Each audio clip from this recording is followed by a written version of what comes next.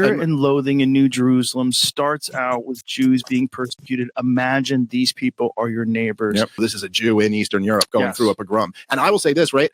To that series, it made me much more sympathetic to the Israelis, if I'm being honest. And I know I've heard that from other people too. If you do put this into context, like the year's 1947, you're 2 years removed from the end of World War II. There's the atrocities of the Nazis, and you're the Jewish people who just went through this Holocaust. And all of this is in the background. And you're going to say, you're telling me we can't move a few 100,000 people off their land to create our new state?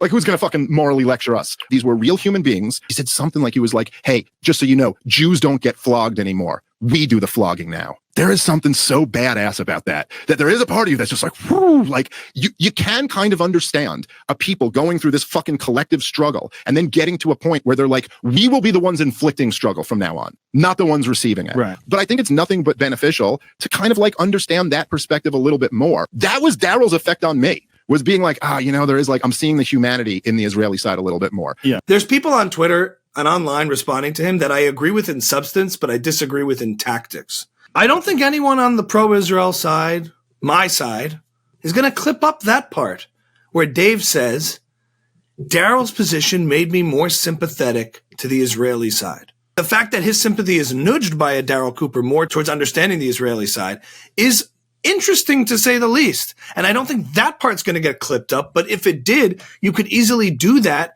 and come away with a very different inquiry as to what this episode was about. So when you do that with other parts of the episode, to me, it's just so unproductive and not constructive. And then we're arguing over caricatures and not real portrayals of people in the totality of their ideas. There's plenty to disagree with. And I could unpack a lot of that, and you can too, and react to all the things he said that are really objectionable. Either way, that clip's not going to get cut up. I doubt it's going to be by anyone on the Zionist side, which is the side I identify with. We're entering a communication gap lapse here in the space of this debate and this conversation. It's really frustrating because I don't want to disagree with the people I'm on the same side of substantively, but tactically I have to.